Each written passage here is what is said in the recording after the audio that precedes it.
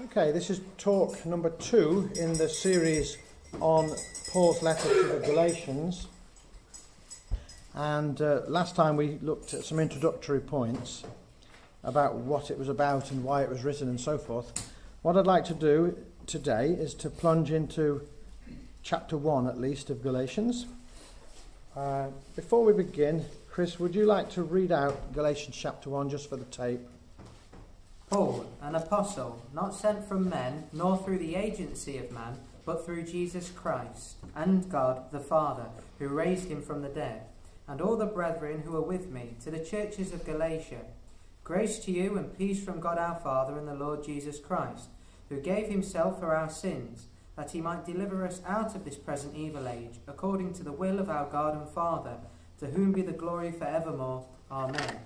I am amazed that you are so quickly deserting him who called you by the grace of Christ for a different gospel, which is really not another, only there are some who are disturbing you and want to distort the gospel of Christ.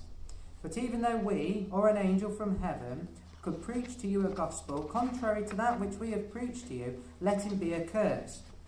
As we have said before, so I say again now, if any man is preaching to you a gospel contrary to that which you received, let him be accursed. For I am now seeking the favour of men or of God. Or am I striving to please men? If I were still striving to please men, I would not be a bondservant of Christ. For I would have you know, brethren, that the gospel which was preached by me is not according to man. For I neither received it from man, nor was I taught it, but I received it through a revelation of Jesus Christ. For you have heard of my former manner of life in Judaism, how I used to persecute the church of God beyond measure, and try to destroy it. And I was advancing in Judaism, beyond many of my contemporaries among my countrymen, being more extremely zealous for my ancestral traditions. But when he who had set me apart, even from my mother's womb, and called me through his grace, was pleased to reveal his Son in me, that I might preach him among the Gentiles. I did not immediately consult with flesh and blood, nor did I go up to Jerusalem to those who were apostles before me, but I went away to Arabia and returned once more to Damascus. Then 3 years later I went up to Jerusalem to become acquainted with Cephas, and stayed with him 15 days. But I did not see any other of the apostles except James, the Lord's brother. Now in what I am writing to you, I assure you before God that I am not lying. Then I went into the regions of Syria and Cilicia, and I was still unknown by sight to the churches of Judea which were in Christ. But only they kept hearing, he who once persecuted us is now preaching the faith which he once tried to destroy. And they were glorifying God because of me.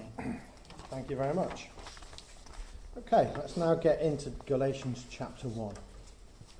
Now, ordinarily when Paul starts a letter, he tends to be a bit more flowery and a bit more diplomatic and courteous in the way he gets into something.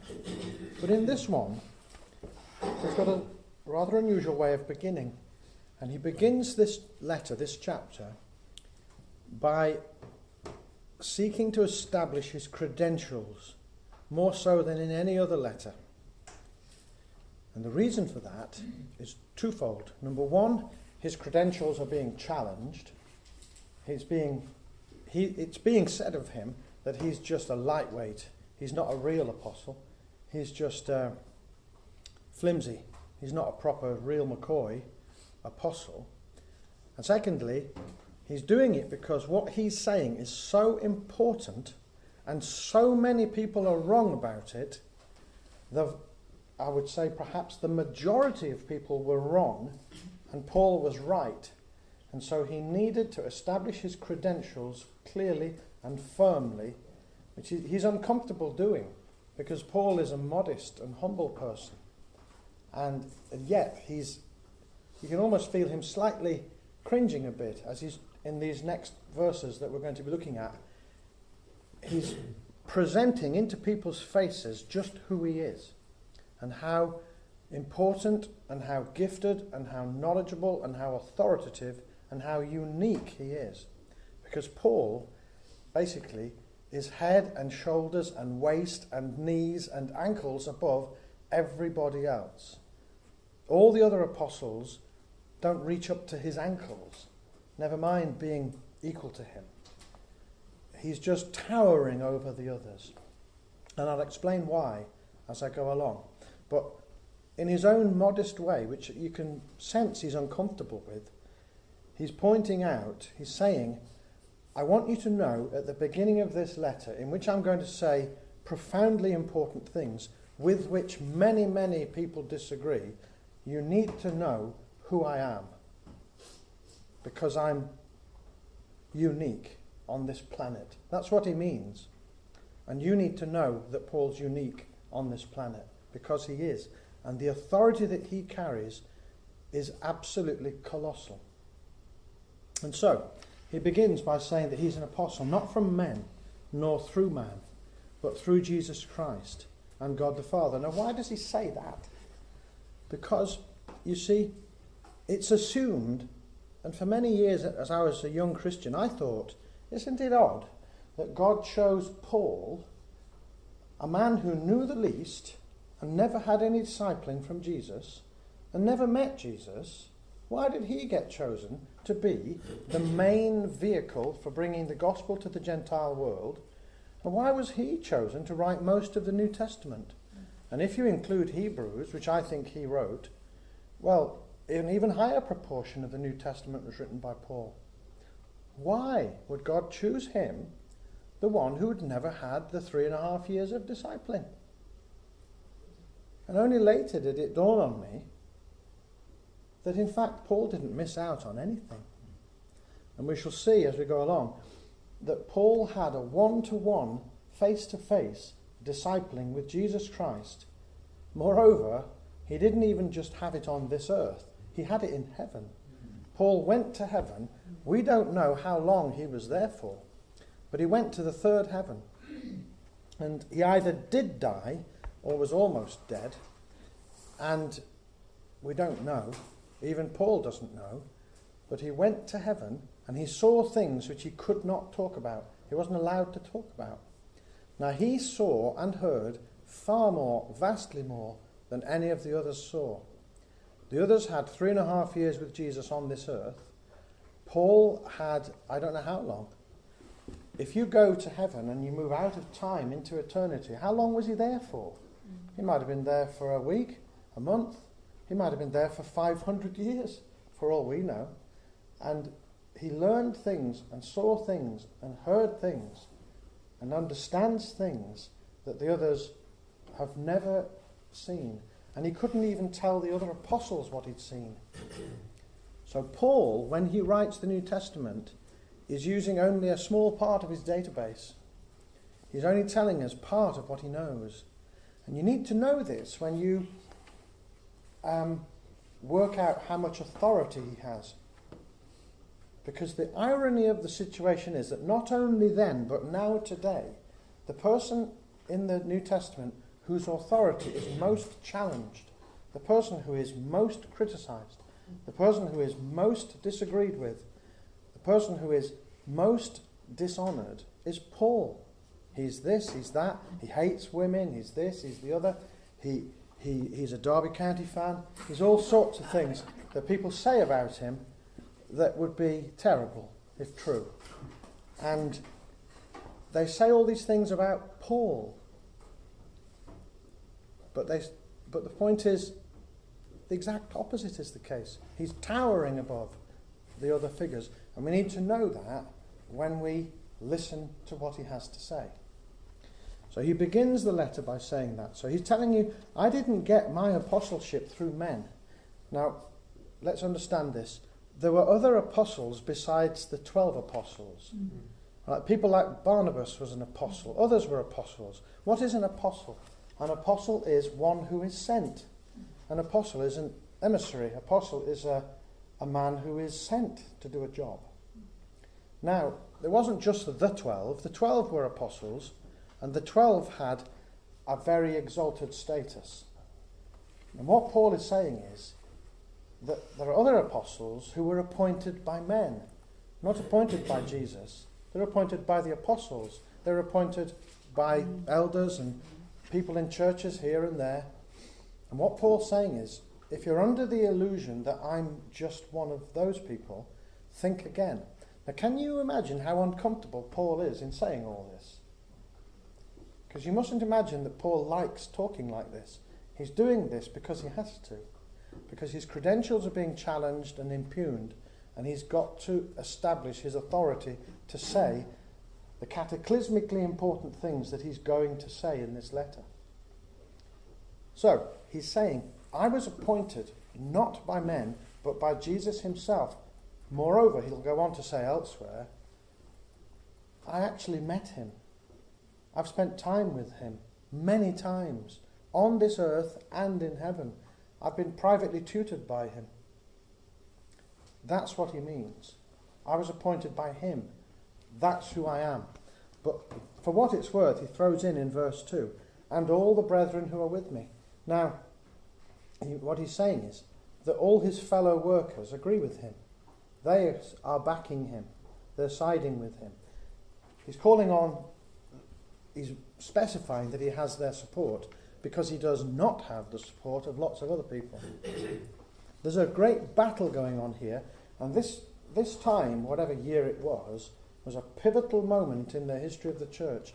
If Paul had not stood up to the Judaizers, if he'd not stood up to Peter and confronted Peter and proved him wrong in public, which he did, the church would have gone down a wrong way. And you'd have had the beginning of two denominations, the Jewish church and the Gentile church, and alternatively, you would have had the imposition upon the real church of this monstrosity of a duty to obey a law that we don't have to obey, and to be Jews when we're not Jews. Because it was essentially about this: does a Gentile have to become a Jew? Now that's what the Judaizers were saying, that these Gentile Christians must become Jews. Now the Judaizers, they were Christians. They were Messianic Jews. They were believers. But they were wrongly thinking that we, the Gentiles, in Galatia and elsewhere, have to also become a Jew. Now we know today that we don't have to, but the reason we know that is because of Paul. If he hadn't written this letter, if he hadn't made this stand, we wouldn't know that. The church would have gone wrong. Okay, let's move into verse 3. And so he says, grace to you and peace. He always says that in his letters. It's one of the little hallmarks of Paul that he says those words. It's like his little username. And he's always at grace and peace on Twitter. That's what he would be if he was on Twitter. Okay. So he is introducing himself and continues to do so. Let's get into the meat of it in verse 6. So, more so than in most letters, Paul gets straight down to business in this letter. And he says, I'm astonished that you are so quickly deserting him who called you in the grace of Christ and turning to a different gospel. Now that's blunt language, isn't it? He's writing to people he knows. These people were Gentiles who've come to Christianity, and he's coming straight in and he's accusing them of deserting Jesus and turning to a different gospel. He says not that there is another gospel, because there isn't. There's only one. So therefore, if you're turning to another one, you're turning to a false gospel. You're turning to a gospel that isn't the gospel. And then he uses another strong word. He says, but there are some who trouble you and want to pervert the gospel of Christ. Now, there's a widespread view in the modern church, in this sort of ecumenical age, that we must all agree with everybody and we must all refrain from disagreeing. So we must all just sort of coalesce into a kind of wishy-washy mishmash of sort of acceptance of everybody's ideas. Well, that isn't how Paul operated. So Paul was very definite and precise and exact and clear about doctrine. And it's very unfashionable at present, because the idea that doctrine matters is a very unfashionable idea. It's just not widely held now, and there is a belief that we should just accept what other people think and other people say, just accept it, don't argue with it, just embrace everybody's ideas, and so on. Well, that is not how Paul put it. That's not how he operated. To him, this really matters, to such an extent that he's willing to use words as strong as those: deserting, different gospel, perverting the gospel. And if you heard someone saying that today, you'd say he's putting it on a bit strong, wouldn't you? He's not being very ecumenical. So Paul didn't think that these differences were just matters of style or culture or disputes about peripheral matters. The things that this letter is going to be talking about are not peripheral, they're not about style, they're about substance, and they really, really matter. And Paul takes it very, very seriously. And so, he goes on to say in verse 8, "But even if we, or an angel from heaven, should preach to you a gospel contrary to that which we preach to you, let him be accursed." The word is anathema. Now, he says that once, and you might think Paul's gone too far now. He's frothing at the mouth, he's losing control of himself, he's gone too far. He said that these people should be accursed for what they're saying. Well, what does he do? He pauses for breath, and he says it again. He's saying, on sober reflection, let me just repeat that. That's how seriously he takes it. So not only is he saying that these people will be accursed, he's saying that he wishes that they would be. Now, what does he mean? He's wishing that these people would just be gone, that are falsifying the gospel, because that's how seriously he takes it. Because there is only one gospel, and if you change it, it's not the gospel. You can't have tikka-flavoured gospel. If you add tikka to the gospel, it's not the gospel anymore. You can't have korma gospel. You can't have vindaloo gospel. It's just the gospel. If you add flavourings and different kinds of things to it, you're changing the gospel and you're making it into something other than the gospel. Moreover, he's saying, even if anybody says it to you, if anybody tells you anything other than this, let them be accursed. So what Paul is saying is, I am the correct, right expresser of the gospel. What I say is right. What other men say is wrong. Now, if Paul said that today, he'd be condemned on Twitter for his outstanding arrogance. How dare he speak like that? How dare he say that he's right and Peter's wrong and others are wrong? It's just outrageous. Well, the fact is that that's what Paul did. So what he's saying is, this that I'm saying to you is the truth. Anyone who says anything different from this is not telling you the truth, and it's absolutely a perversion and an appalling thing. To such an extent, I wish they would just be damned. I wish they'd be condemned and got rid of. So we mustn't entertain the idea that Paul thinks that this is a matter of style and whether a Christian should wear flared trousers or whether he should have narrow leg trousers. And, some Christians may want to wear flared trousers and others may not. It's not about that. This is profoundly important. And so he says, am I now trying to seek the favour of men or of God? Or am I trying to please men? If I were still pleasing men, I would not be a servant of Christ. The last thing that anybody should ever do if they want to be popular is be a Christian or preach the gospel. Because the gospel, the real gospel, is an offence not only to unbelievers, it's an offence to believers. Because the real gospel offends people. Why? Because it tells them that there is something wrong with them, and they do not want to be told that. And I'll tell you something, it's to the credit of Peter, we'll come to this later, but when Peter gets challenged, he accepts it. Now that is the measure of Peter. He got it wrong, but when Paul corrected him, he totally accepted it. He didn't argue. Now, there are two reasons why Peter didn't argue with Paul. One is because Peter was a great man and a humble, modest, selfless man. He was just wrong, okay? But the other reason why he didn't argue with Paul is because he knew that although he was 6 feet tall, Paul was 60 feet tall. He knew what Paul was. And when Paul told him that he was wrong, he knew who and what Paul was, and where Paul had been, and who had appointed Paul, and what Paul knew, and what Paul had heard. He knew what Paul was, do you see? And we need to know what Paul was. And I labour that a little because I've come across people who are members of the anti-Paul club.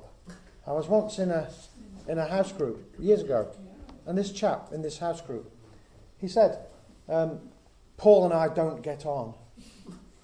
And he meant he avoids Paul. He doesn't like Paul. And he doesn't like what Paul says. Now, can you see how stupid that is? He didn't think he was stupid. He thought he'd made a clever comment. And he thought he was exercising his freedom to ascribe to each of the writers of the parts of the Bible that degree of honour that he thought they were worthy of.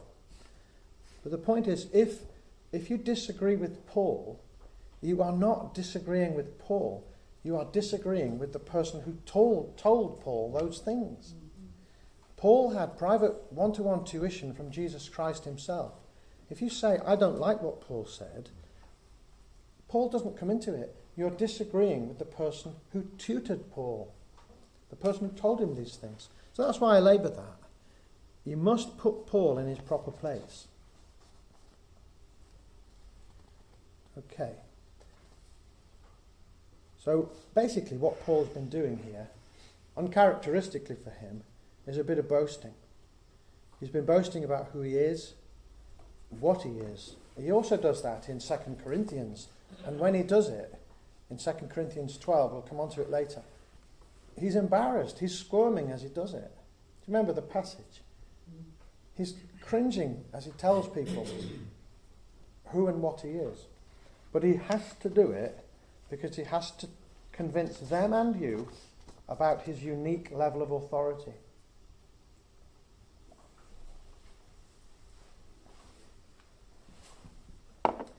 Okay, so he's saying, he goes on to continue to vindicate himself, and he says, For I would have you know, brethren, verse 11, that the gospel which was preached by me is not man's gospel.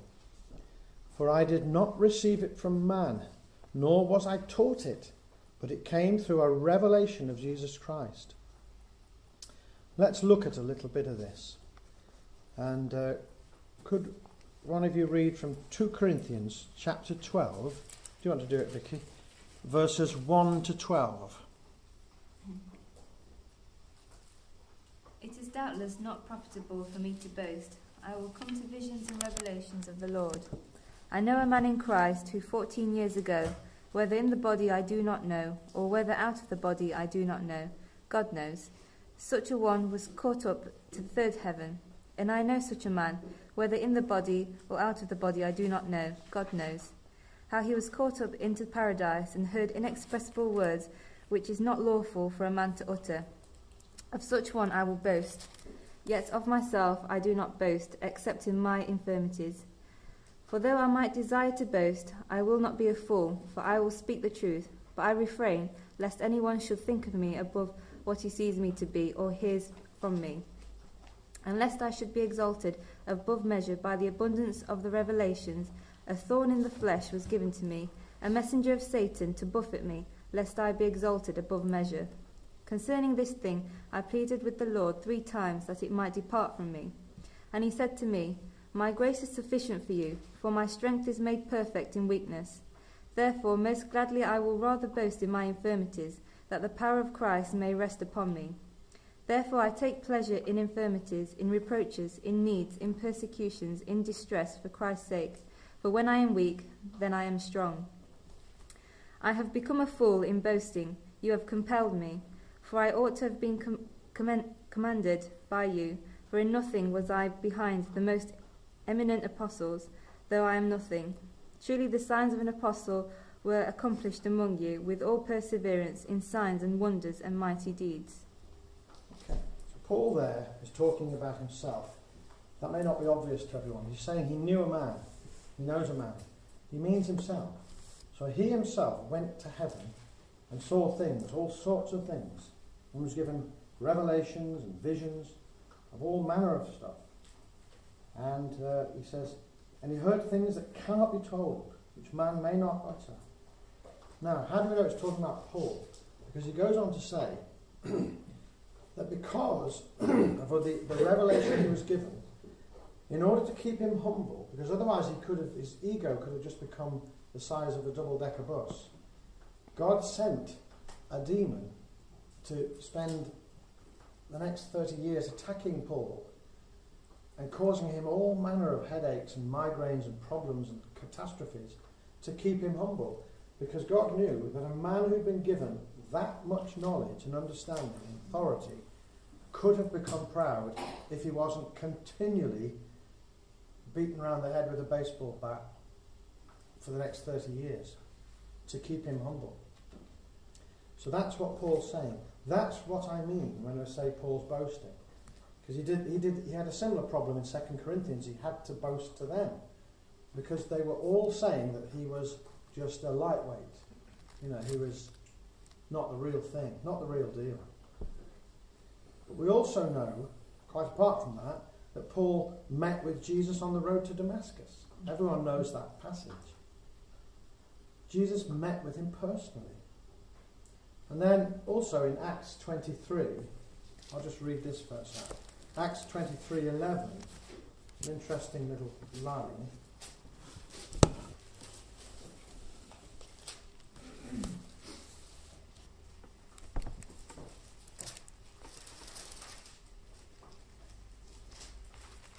This is when Paul is on trial before the Sanhedrin. This is on the earth, it's not in heaven. It says, the following night, the Lord stood by him and said, take courage, for as you have testified about me at Jerusalem, so you must bear witness also at Rome. Now Jesus was with Paul in the cell, talking to him, telling him stuff. There's no reason to think that was the only time that happened. We don't know how many times Paul met with Jesus face to face as he went on through his ministry. We know that he spent all those years in Arabia and elsewhere preparing and studying. Who knows how much tutoring he had during those years. Okay, so the point is, what Paul has had, he is not telling you. I'm going to have to go over that. I'm going to have to go over the time limit slightly, Stella, if that's all right. Would that be all right? He's not telling you things that Peter told him or James told him or he learned it from Matthew. He's not telling you that. Now that is the position for lots of other men. They would have to tell you what Matthew told them, what Peter told them, and so on. Not Paul. Everything that he's learned directly. Now God deliberately arranged it that way. So when he was converted on the road to Damascus, he did not head to Jerusalem to get personal discipleship from the 12 apostles. God took him the exact opposite direction, and off he went into Arabia, spent years and years away from them, being privately tutored.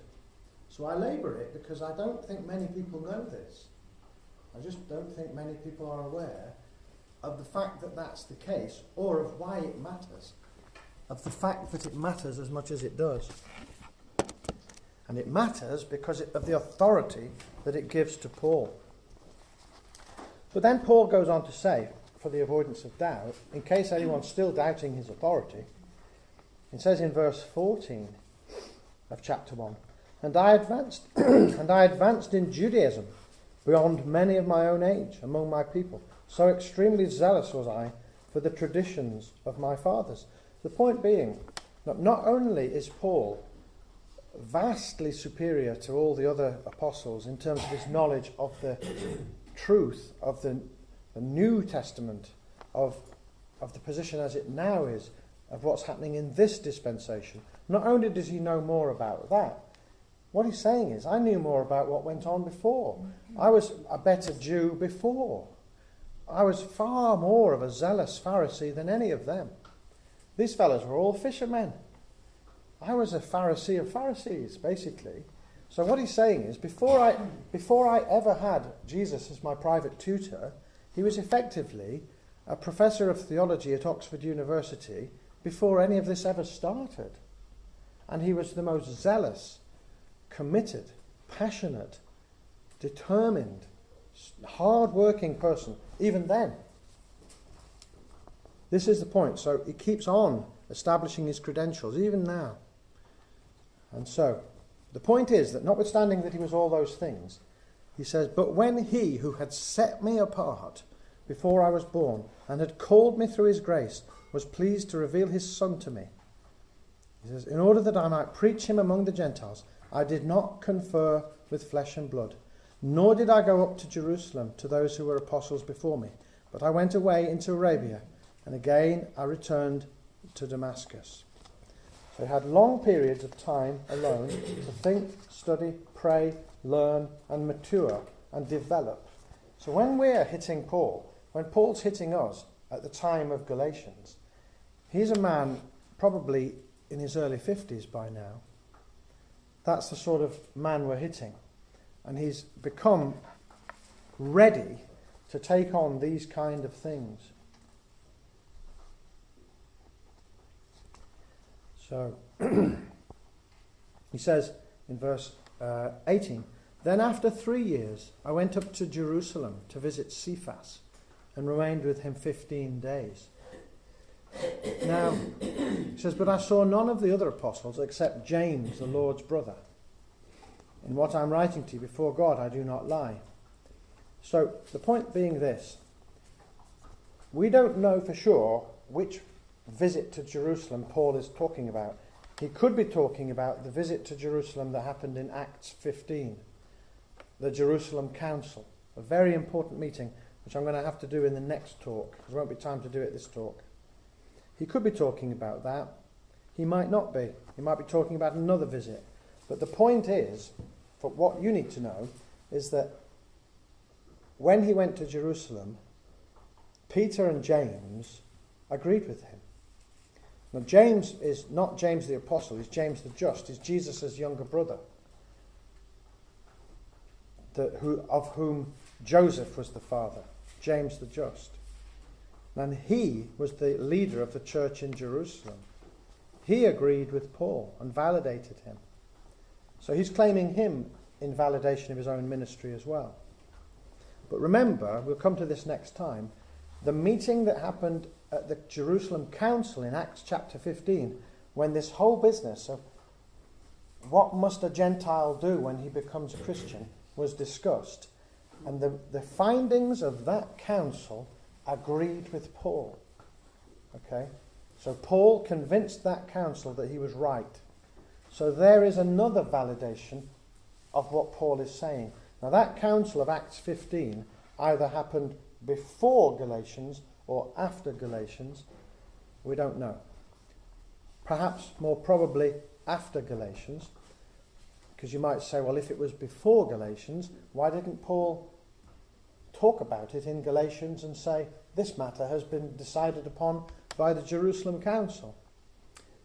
I don't know why he didn't say it. If it had happened before, maybe he chose not to say it, because without being boastful, his position really, he would be entitled to say this: it doesn't matter what the Jerusalem Council says. I am above the Jerusalem Council. I have more authority than every council put together. And he had. This is the point. So it may be that he didn't claim the authority of that council because he didn't need it. It may be that he didn't claim the authority of that council because that council hadn't happened yet and happened after he wrote Galatians. We don't know the answer to that. So let me just finish by saying this, and I think I'll finish on chapter 1. I'll pick up on some other points later, but Could we read out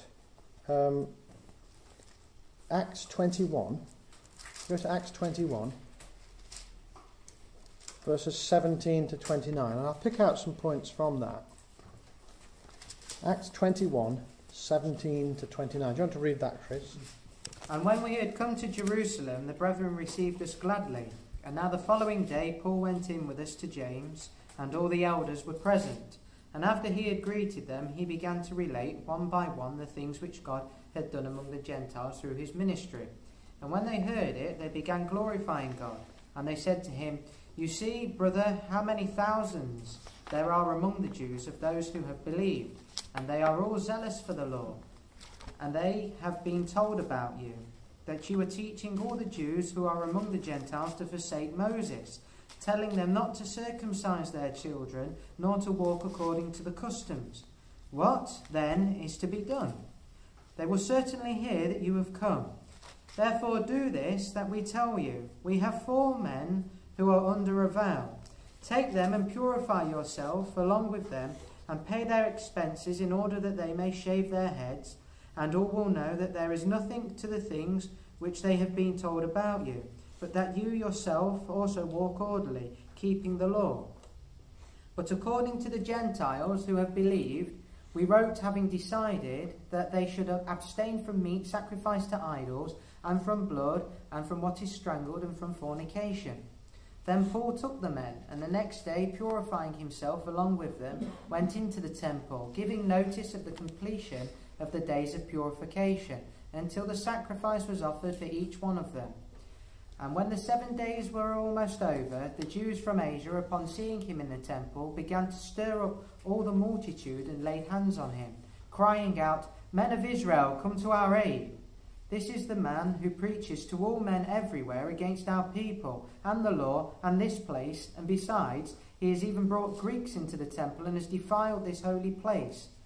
For they had previously seen Trophimus, the Ephesian, in the city with him, and they supposed that Paul had brought him into the temple. Okay, just a few points to make about that. One thing that you may observe in I think, verse 24, he says that you yourself live in observance of the law. Now, Paul was observant to the law, at any rate when he was in Jerusalem. So when he went to Jerusalem, he observed the law. Now, there are various reasons why he did. One thing is because he was free to. He'd done so all his life. He was a Jew. He observed the law. And also because he didn't want to offend people who were Jews. He didn't want to offend them or cause any kind of aggravation. So he was free to be observant, but he wasn't obliged to be. And we'll see when we get into chapter 2, when he confronts Peter. There's no obligation to be, but there's no prohibition against being. So if you want to go to the temple, if you want to be observant, that's absolutely fine. But there's no obligation to be. And so I raise that because we shall see as we go on that the charge is sometimes levelled against Paul, that he was inconsistent. And I've seen this even in the commentaries. People who should know better are saying that Paul was inconsistent, in that sometimes he would observe the law, sometimes not. And for example, they say, well, he circumcised Timothy, but he didn't circumcise Titus. That makes Paul inconsistent. But there was a perfectly good reason why he circumcised Timothy and not Titus. And the reason was that Timothy was Jewish, albeit that he had a Greek father, and he'd never been circumcised when he was born.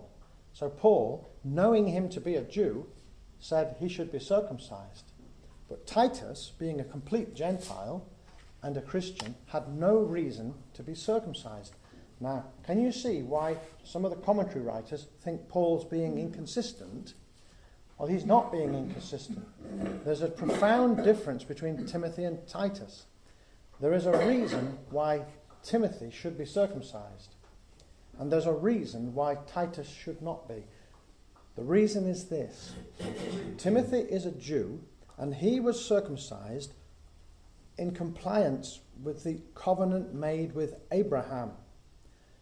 Titus, being a Gentile, is not a party to the covenant made with Abraham and does not need to be circumcised under it. So he should not be circumcised. Timothy, who is a Jew, should be. Now note this is important to catch hold of. There were two reasons why people were circumcised. One is to comply with the covenant made with Abraham, and a quite separate reason is to comply with the covenant made with Moses. Now the covenant made with Moses required circumcision. The covenant made with Abraham required circumcision. But the covenant made with Abraham only applies to Jews. And it's permanent. So the covenant made with Abraham still applies. So a Jewish man should be circumcised today, even today.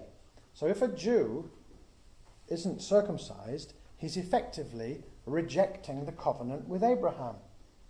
So he must be circumcised. Not because he's a Christian, but because he's Jewish. He's descended from Jacob. So that's why Timothy was circumcised. Now Titus was not a Jew and had no reason to be circumcised under the covenant with Abraham because he was not a Jew. Now, if the law of Moses was still in operation, if that was still applicable, Titus would need to have become circumcised under the law of Moses. But he didn't because it isn't. Does that make sense? So there were two reasons to do it. One still applies to some people, and the other doesn't apply to anybody. So the Abrahamic covenant applies to the Jewish people in this regard. The covenant made with Moses, the law of Moses, does not apply to anybody in this regard concerning circumcision or concerning anything. So when Paul circumcised Timothy, but not Titus, he was not being inconsistent. He was being totally consistent. And the writers of the commentaries are displaying their ignorance by not realizing the difference between the two men. And when Paul observed things, observed dates and feasts, and went to the temple and took part in ceremonies and sacrifices and so on, he was entirely entitled to do so. There's nothing wrong with doing so. But there would be nothing wrong with him not doing so. Do you see? Do you see the point? Yeah. So, I've gone over by 8 minutes and I can see Stella's face, and I'm going to stop at this point. Oh, I was right. You couldn't see the face. Okay, thank you.